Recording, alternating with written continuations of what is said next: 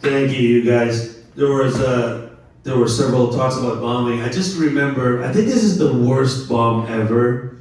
I was doing a corporate gig. It was a 30-minute set. And I was bombing so bad. Halfway through my set, a guy, just a guy, went on stage, grabbed my mic, and then he said, "Lunch is ready on the other room." And then hand the mic back to my head, and I was hurt so bad. I was like, oh my God. And then everybody left. They had lunch, just doing stand-up to an empty room. Alright, never mind. I have a problem. I don't know if anybody else has this problem. And my problem is, the more I work my way to become healthier, the more people seem to think I'm sick. Anybody else have this problem? Like right now, I think I'm at the best shape of my life. You guys don't believe me? I'm just sleepy. I am. I'm at the best shape of my life. I used to be overweight, and then I worked my way. I fixed my diet. I run, and then this is me now. And then people saw me and they was like, "What happened to you?" I said, "I lost weight." And then they're like, "Do you have cancer?" No, I'm healthier now. And then I shaved my head. Because I'm losing hair on the front part of my head. Everything else is normal here. But I decided to shave it because it looks like my hair is hugging my head from the back. So I shaved everything, right? So I'm now bald-headed. And then people met me, was like, "What happened?" I just shaved my head. And it was like, "Because of cancer?" I don't have cancer. And then I moved to New York, right? Because I want to pursue a career in stand-up. And then people met me. "I heard you moved to New York." I was like, "Yeah." "Is it because it's your last wish?" I don't have cancer. What the hell is wrong with these people? I'm healthy. 1 Januari 2024. Gue lagi lari pagi. Ini setengah jalan dari lari gue. Gue masuk ke Sena Park. Mau muter balik. Jalan balik ke arah rumah.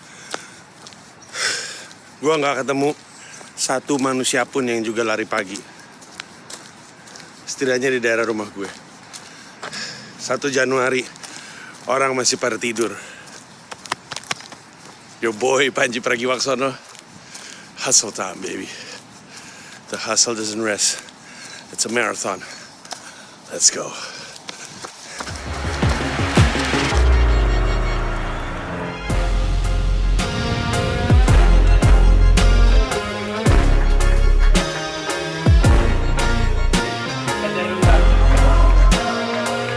Officially my first ever payment.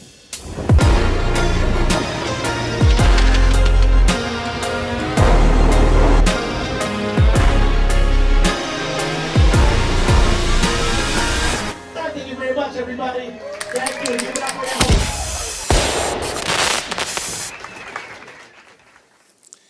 Selamat tahun baru 2024. Gue tau lo nonton ini udah lewat berapa hari. Udah pertengahan Januari. Tapi episode ini kan episode tahun baru. Hari Senin, awal dari episode ini adalah 1 Januari 2024. Gue memutuskan untuk memulai tahun baru dengan lari pagi. 1 Januari 2024. Seperti yang tadi Anda lihat. Hanya ada 2 orang. Baru ngomong gak ketemu satu pelari. Baru papasan tadi sama satu pelari. Damn it. Semoga orang itu sukses. Tadi gue pikir gue sendirian. Ternyata, dan sempat bangga karena satu Queens tidur, gue lari gue. Lagi di tengah-tengah ketemu juga sama orang lagi lari. Tapi berarti hanya 2 orang di area Flushing atau tepatnya Auburndale, Bayside yang lari pagi. Mungkin di tempat-tempat lain ada juga. Mungkin gue yakin di Center Park rame banget sama orang-orang lari karena punya pikiran yang sama. Memulai tahun ini tidak dengan memberi kesan bahwa saya boleh leyeh karena ini perayaan tahun berapa coba. Orang tuh suka lupa ya. Dan ini penting untuk lo. Orang tuh suka lupa. Memang betul 1 Januari adalah awal dari 2024. Tapi 1 Januari 2024 itu bisa aja pertengahan jalan dalam perjuangan lu dalam ngebangun karir lu. Kebayang maksud gue? 1 Januari memang awal tahun 2024. Tapi 1 Januari itu bisa aja pertengahan jalan lu lagi berjuang. Mengejar mimpi, mengejar cita-cita. Kenapa 1 Januari jadi spesial? Lu udah mulai perjalanan dari kapan tahu kok. Kebayang maksud gue? Perlakukan 1 Januari kayak hari-hari lain aja. Lu udah berjuang dari entah berapa bulan, entah berapa tahun yang lalu. Lanjutkan perjuangan. Makanya gue nggak ada perasaan kayak harus merayakan 1 Januari, santai lah, baru juga 1 Januari gitu. Masih ada 364 hari lagi. Gue berjuang untuk ngebangun karir di dunia udah dari kapan tahu. Jadi gue memaksa diri gue untuk lari, untuk bilang sama diri gue sendiri, jangan complacent, jangan cepat puas, jangan berpikir bahwa udah waktunya untuk lu merayakan sesuatu. Nanti perayaan tuh nanti aja pas lu udah tua, udah bener-bener ya inilah dia saatnya untuk itu. Pun gue ragu sih, gue kayaknya karena sebagai stand up comedian banyak banget stand up comedian yang sampai tua masih stand up, gue kayaknya pengen stand up terus sampai gue meninggal. Masalahnya gak ada open mic di tanggal 1 Januari. Jadi open mic pertama gue dilakukan pada tanggal 2 Januari. Dan tanggal 2 Januari juga dari pagi gue sama Mila udah ribet beberes rumah. Pergi keluar, kami sempat keluar untuk belanja, untuk mastiin kulkasnya ada isinya. Karena ada tamu agung, seorang kawan lama, Danis Darusman. Hadir dia, Danis Darusman. Danis Darusman tuh dulu zaman belum ada PT ini, belum ada Comika, dia adalah bagian dari manajemen, dia ngurusin merchandising. Kalau lu nontonin misalnya tour gue zamannya Mesake Bangsaku atau ya Mesake Bangsaku, mereka orang bercanda, dia belum ada. Mesake Bangsaku, juru bicara, lu akan ketemu dengan Danis Darusman. Bahkan Danis Darusman juga ikut tour Mesake Bangsaku World Tour, Mesake Bangsaku juru bicara World Tour, dia juga ikut. Dia ada di dokumenter menemukan Indonesia, bisa lu unduh di comika.id, ada juga tuh dia. Nah, dia lagi liburan ke New York, terus mau main ke rumah, nyampe juga ke rumah akhirnya, bertamu. Dia adalah orang kedua setelah Uus yang main ke rumah gue, orang Indonesia yang main ke rumah gue. Ngobrol-ngobrol bentar, terus kami sempat keluar untuk open mic. Gue open mic pertama di West Side Comedy Club. Danis nemenin aja, dia ngeliatin, dia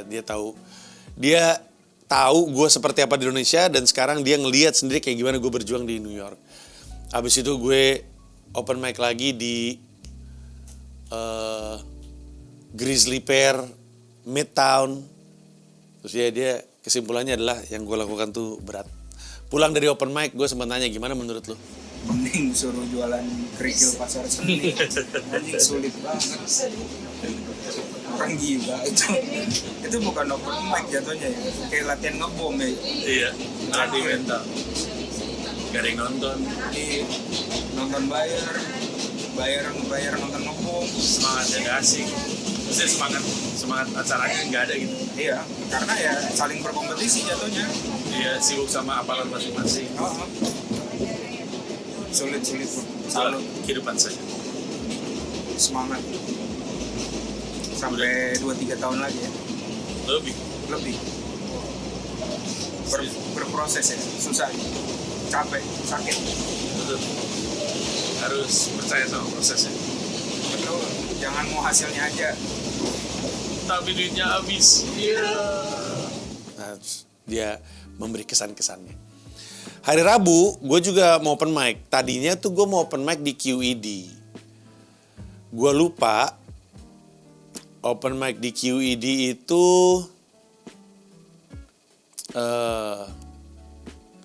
istilahnya gue mesti buru. Jadi tulisannya jam 6, tapi seringkali jam 6 kurang 20 udah mulai. Gue tuh udah 3 kali open mic di QED yang di hari Rabu tuh selalu terlambat, keburu penuh. Gue udah curiga tuh, aduh gue lupa lagi yang ini sering banget penuh gitu. Pas gue nyampe saya bener ternyata penuh. Tadi gue males open mic. Akhirnya gue sama Danis memutuskan untuk ngopi dulu. Mau open mic nggak jadi. Males. Orang tidak melihat proses seperti ini nih bang. Dia ngeliat kedinginan, bibir pecah-pecah. panas dalam, susah buang air besar. Di situ dia cerita-cerita, dia cerita sama gue bahwa dia berencana mau ke Kuba, buset. Bapak mau ke Kuba besok, Pak. Iya Pak, Mau ngapain, Pak? saya sebenarnya mau mantau Pak pergerakan penjualan pizza yang pakai nanas di sana Pak. Emang itu di Kuba ada? Bukannya itu Hawaiian pizza disebutnya? Kan pantai juga Pak. Kuba itu kan Hawaii KW. So tahu apa? Diserbu sama orang Kuba. Bapak ke Kuba kan mau ini kan, gabung komunis ya? Aduh, Mamat dong itu. Rencananya di Kuba mau belanja apa lu? Belanja tempelan kulkas sama tumbler Starbucks Pak yang ada tulisannya Kuba. Udah gitu doang? Iya. Itu mah lu bisa beli di Topet. Tumbler Starbucks kagak ada yang tulisan Kuba di Topet. Masa nggak ada yang jual? Ada juga harganya mahal banget Pak pasti Pak. Bisa 2 juta kali. Orang di Kuba tuh beli apa? Cerutu. Which, nggak boleh Pak. Emang nggak boleh? Maksudnya itu kan kayak mafia-mafia gitu yang biasa Oh. isep cerut. Ntar kita diasosiasikan dengan mafia Cina Pak. Cocok kan ada tambang. Tapi jangan lah. Justru kita hindari. Minuman keras apa yang cocok sama Kuba ya? Ini kali ya. Tequila enggak ya? Enggak juga ya. Tequila apa sih? Meksiko ya? Nggak tahu. Havana sih, lagunya kan Havana Pak. Lagunya iya. Camila Cabello. Betul. Coba nyanyi. Havana Unona blunder gawang MU kejebolan. Kenapa jadi Onana? Terus abis itu dia nanya, lu jadi open mic atau enggak? Gue tadi malas, beneran deh, sumpah dia malas banget. Cuman gue lebih bete lagi kalau gue udah keluar jauh-jauh dari rumah gue, naik kereta dan bis 1 jam seperempat, 1 jam setengah, terus nggak open mic, bete bener gue. Akhirnya gue memutuskan untuk maksain open mic, walaupun QED penuh, gue langsung ke open mic yang gue tahu pasti ada dan pasti bisa dapat tempat. Gue ke Producers Club, gue open mic di situ. Di situ ada Dynamite kan, open mic tiap hari Rabu jam 8. Open mic di musik. Everybody, give it up for Joshua Pallet one more time. Come on, show some love for Josh, everybody. Come on, now. He's a wonderful host. So I just, me and Josh and Kevin Sanchez and Rashad Bashir just did a tour in Indonesia. And he did. I'm so happy. I'm very proud to see Josh and everybody else crushing it in Indonesia. In every city, Jakarta, Yogyakarta, Bali, crushing it. It's awesome. So you know what that means? It means if your career is picking up here in New York and you're hosting an open mic and just move to Indonesia, you guys. You'd be a legend. Josh is already a legend. He's the second most famous comic in Indonesia. He is. It's so awesome. He's a pussy though. He can't eat a lot of Indonesian food. He's Jewish, right? He's Jewish, and Indonesia is a predominantly Muslim country. So Josh was pretty scared about the prospect of going to Indonesia. He kept DMing me. He was like, "Am I going to be okay? Because Muslim people, they hate Jewish people like me." And I'm like, Josh, everything's gonna be okay, and everything was okay. So it's either Indonesians are peaceful Muslims, or we just don't care about Jewish people like Josh. Terus gue pulang. Hari Kamis gue open mic kesana lagi. Open mic ke Producers Club lagi karena open mic-nya gue sendiri. Nah ini menarik nih. Kalau lu ingat, Kamis kemarin baru banget pulang, nyampe tuh hari apa, gue gak open mic. Kamis gue open mic tuh karena open mic gue sendiri kan, jadi gue nge-host. Dan rasanya tuh kayak lemah banget lah gue sebagai yang nge-host. Suasananya gak enak. Kemarin gue tahu ini aneh, tapi gue bangga sekali dengan cara gue nge-host Comedy Jam NYC kemarin. Kapan-kapan ya, kayaknya gue mau streamingin deh open mic gue yang di New York. Lu tertarik untuk nonton gak?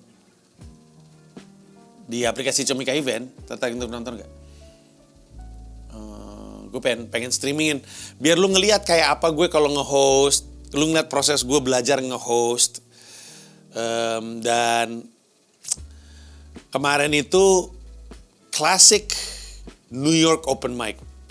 Karena bukan cuman tiba-tiba ada drop in dari komika-komika keren ya kayak Rashad Bashir tiba-tiba nongol, ada open mic di situ. Terus ada Mike Albanese, Big Man Mike, produser gue, dia kan juga senior tuh. Dia malah lebih panjang karirnya di Amerika dibanding Rashad Bashir. Dia kemarin open mic juga. Terus ada open mic, ada perempuan nyanyi. Tadi dia mau pakai -1 tapi -1-nya nggak ada. Maksudnya nggak bisa dipasang, akhirnya dia acapella. Tapi bukan cuma itu, ada orang mabuk. Your product of weed, my friend. His brain was about to die 20 years ago. Ada orang mabuk di situ. Jadi ceritanya adalah pas gue nyampe situ, gue ketemu sama Josh. Josh sebelum open mic Comedy Jam ada open mic juga kan. Top mic namanya. Josh yang nge-host. Terus gue ketemu Rashad, gue ketemu Josh, terus gue bawa salak. Jadi waktu di Bali itu, gue tuh beli salak. Beli salak untuk dimakan sama mereka. Mereka pengen banget makan salak, penasaran. Tapi buru-buru, gak sempet. Di pesawat juga gak sempet karena kelupaan. Kebawa ke rumah. Karena gue beli untuk mereka, akhirnya gue bawa kemarin. Terus mereka nyobain salak. Dan mereka suka makan salak. Menurut mereka enak. Josh bilang ini semacam apel. Lihat aja cuplikannya. That looks like fucking garlic. Come on, man. No, it's good. It is. Do I eat the small nut or the big nut? The big Whichever one. one. Thank you. You're welcome, darling. Very funny. The bigger one. The bigger one? Yeah. I'll eat the biggest nut you got. No, it's called salak. Is it soft? Just try it. I wanna. No, don't smell it. Dude, eat it. Look. It's a little sour when you lick it. Look. See, dude, I even had one. Just fucking take it. Oh, it's like an apple. I know, but exactly. Be careful. The seed, you're gonna bite. Thank you, Ronnie. I already broke all my teeth. It tastes like pure alkaline vagina. That's what it tastes like. If this doesn't give me back Indonesian diarrhea that I had a week ago, it's not proper. Oh my god. Yeah, that's all that fucking tofu going up. No, this is good, man. It's good, right? I can't believe we were able to smuggle this in. They didn't ask you. They didn't. Panji's definitely a spy. Because anybody else comes with fruit to the United States to get put into fucking quarantine. I just realized that. Yeah, right? Then you bring anything in here? When they asked me that at TSA, I was like, I didn't bring anything but diarrhea with me. That's hilarious. That fucking combination of fruit. Yeah, it does. It's a little bit of this, a little bit of that, right? I don't know. But there was one picture. That's nice, right? I'm like, oh, I don't know. That guy looks like kind of like Will Smith a little bit. Wait, out there? There was one picture with your shirt on. There's a bit of an addictive quality To what? to the fruit. To the fruit? Yeah. You must have seen us at Nah, ketika kami lagi makan-makan, di samping kiri itu ada orang Rusia. Orang Rusia ini nyangkut, nggak bisa pulang. Jadi ada tabrakan kereta di subway, ada kereta tabrakan. Kereta rusak, nabrak sama kereta biasa. Gue juga nggak tahu tuh kejadian gimana. Sehingga keluar dari rel, blak gitu keluar dari rel. Ada ratusan orang sempat terjebak karena listriknya mati. Kasihan orang-orang itu. Gue baca beritanya. Orang-orang dalam situ tuh bingung, ini ada apa? Ada bom karena berasap, listrik mati, nggak bisa ngapa-ngapain. Stres banget lah. Itu kereta 123. Dia mau pulang dan hanya bisa pulang pakai kereta 123. Gue nggak tahu kenapa dia nggak mau ngambil Uber, mungkin nggak ada duitnya. Tapi intinya dia nggak bisa pulang, dia nyangkut di Producers Club. Karena dia nggak bisa pulang, dia minum. Dan tadinya dia diem-diem aja, pendiam aja, diem gitu. Pas gue mulai open mic, naik dia maboknya. Dan dia rusuh. Orang-orang tuh berusaha untuk mengakali. Mike Albanese itu kan gede banget, dia lebih besar daripada gue. Mungkin segini kali, lebih besar daripada gue. Dan gue tinggi, dia besar badannya. Si Mike Albanese sedang ngeliatin aja. Terus komika-komika tuh berusaha untuk mengatasi. Tapi kan ini kan komika open micer semuanya. Rashad Bashir mau mencoba untuk ngakalin, nggak terlalu berhasil. Pokoknya suasana jadi nggak enak banget lah. Gue di awalnya juga agak kesulitan untuk mengatasi orang ini. Karena gue takut sama nih orang. Nih orang logatnya Rusia, mabok, berisik banget. Terus ada satu momen Mike Albanese nanya, "You want me to deal with him?" Kata dia gitu. Orangnya gede banget kan. Nah, it's okay, I can deal with him myself, kata gue. Sampai gue menyadari sesuatu yang membuat rasa takut gue hilang. Dia pakai jaket. jaketnya itu judulnya apa? Aduh, namanya apa ya? Canada Goose atau apa ya? Gue lupa deh. Saat itu gue inget kok, waktu gue nge-host gue inget namanya. Intinya ada jaket, puffer jaket yang mahal banget. Jaketnya tuh harganya tuh, jaketnya sendiri, harganya tuh belasan juta. Pas gue sadar, loh dia pakai, ya Canada Goose kalau nggak salah. Oh dia pakai jaket itu. Ini mah bukan preman nih, ini mah orang kaya aja, orang kaya mabok gitu. Tiba-tiba rasa takut gue hilang. Dan karena rasa takut gue hilang, gue lebih berani ngomong sama dia. Gue ingat ada satu momen di mana dia berisik, gue coba ngomong sama dia dan menghasilkan tawa. Jadi dia berisik sendiri, ngoceh sendiri, terus akhirnya gue bilang, yeah, real quick, can I say something? Dia lagi ngoceh, wait, can I say something to you? Terus dia, what? Kata dia. Terus gue bilang, I love you on John Wick. Terus mereka semua ketawa karena untuk siapapun yang nonton John Wick tahu musuhnya kan orang Rusia. Setelah itu gue lebih tenang sama dia, gue bahkan ngerangkul dia untuk bawa dia keluar supaya open mic-nya berjalan dengan lancar. Gue tahu ini terdengar remeh tapi gue cukup bangga dengan bagaimana gue mengatasi orang mabuk ini. Ini pertama kali gue mengatasi orang mabuk dan gue beruntung karena dia mungkin emang bukan orang yang berbahaya ya. Tapi ketenangan gue untuk kemudian membaca situasi dan menyadari bahwa dia bukan orang jahat, hanya orang mabuk. Itu membuat gue lebih tenang dan lebih bisa mengatasi keadaan. Dan akhirnya semua berjalan dengan baik, semua happy, open mic lancar. Dan setelah open mic orangnya masih di luar. Dan Rashad Bashir di luar ngajak. Jadi setelah Rashad Bashir kelar open mic dia keluar. Di luar dia ngajak ngobrol. Karena si orang mabuk itu keluar masuk. Dia ngajak si orang mabuk ngobrol supaya gak masuk ke dalam. Terus gue bilang, I see what you're trying to do. Yeah, I'm just trying to play my part, katanya. Kata si Rashad Bashir. Sudah deh, dia malah nempel-nempelin pala sama gue, nyanyi-nyanyi gitu. Akhirnya si orang mabok itu nginep di Producers Club. Karena gak bisa pulang. Udah deh, itu hari Kamis. Hari Jumat, gue mau open mic. Gue keluar untuk open mic. Tapi gue mau beli, gue ke toko dulu. Gue ke Barnes & Noble, gue ke Fifth Avenue. Karena kakak gue nitip buku.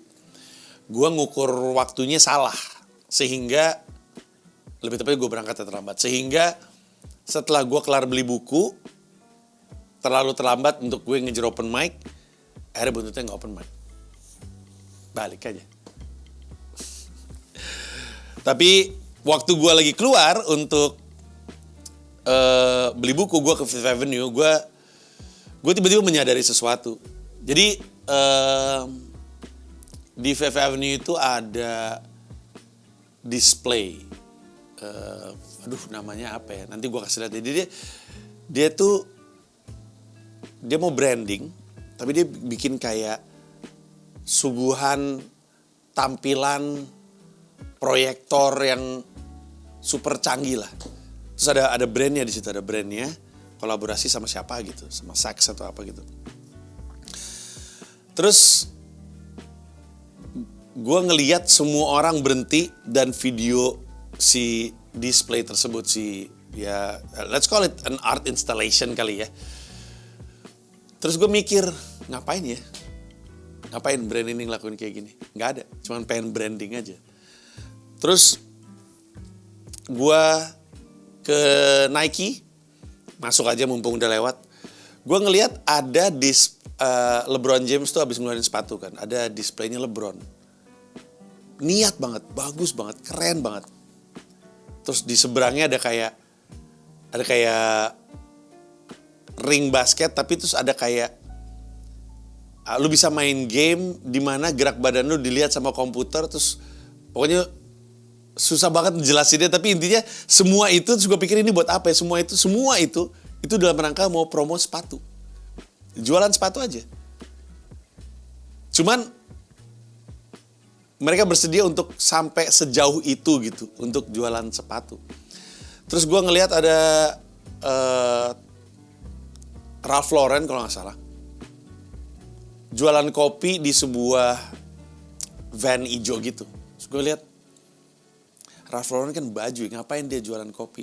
Si brand fashion tadi yang bikin display, si LeBron, si Ralph Lauren sepanjang Fifth Avenue membuat gue berpikir harusnya berada di New York ini membuat gue lebih baik dan lebih niat untuk belajar branding. Karena itu semua branding itu.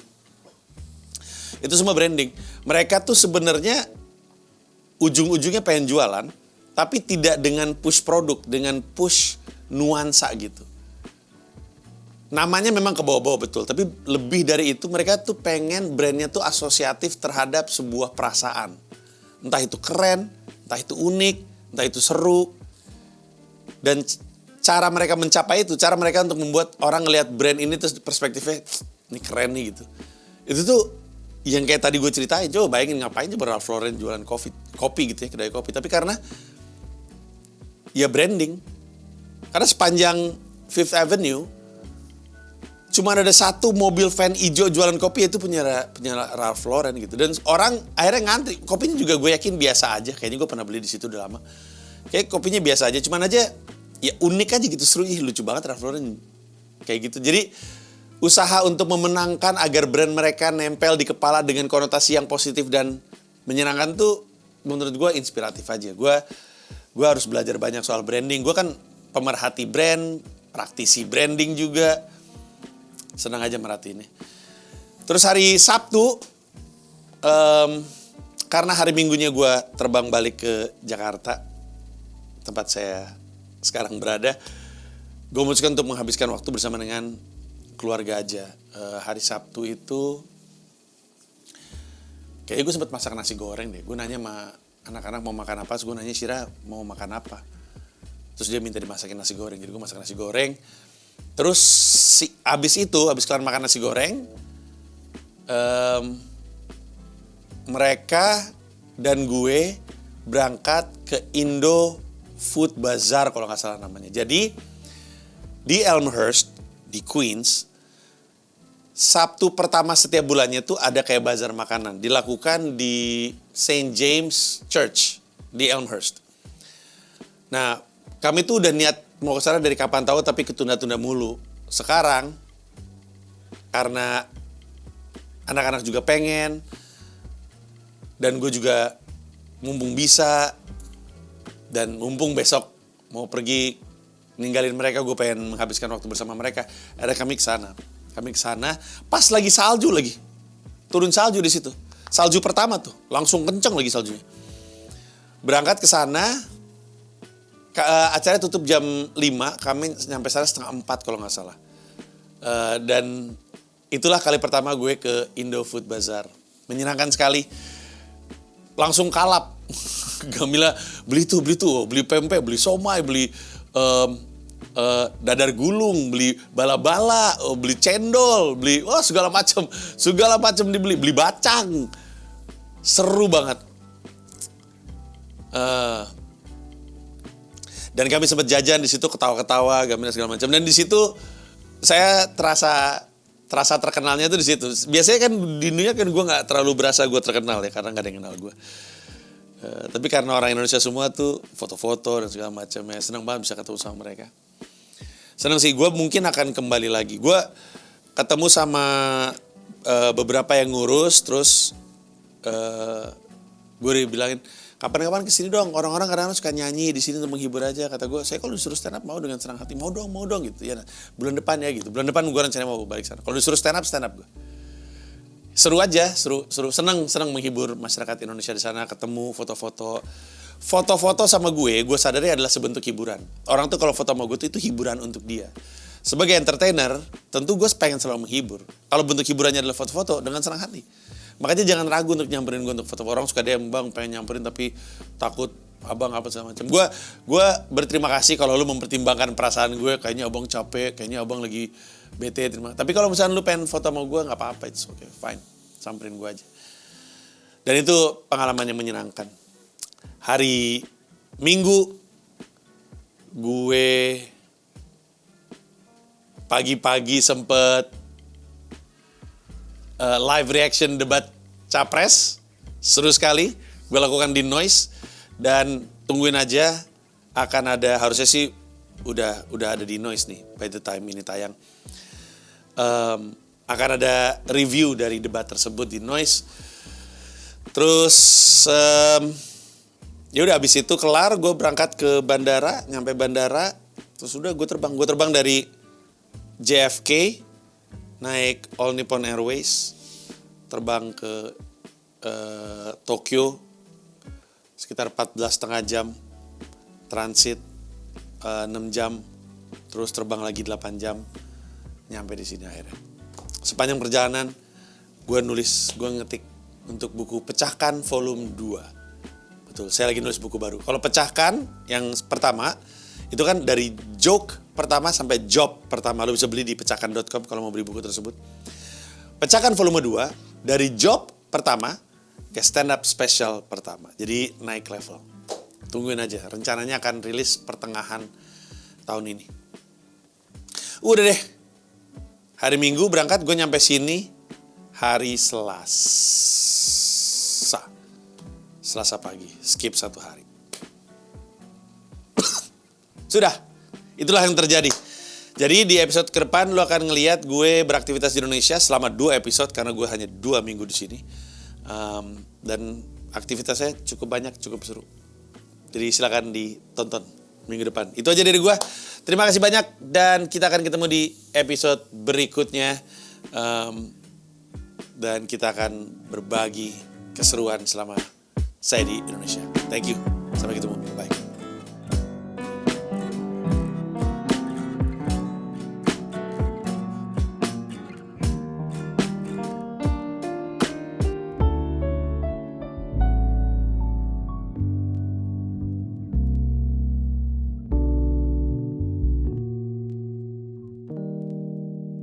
Terima kasih banyak udah nonton video ini sampai akhir. Mau mengingatkan saja bahwa seluruh video gua stand up di New York City bisa lu akses dengan menjadi member YouTube gua.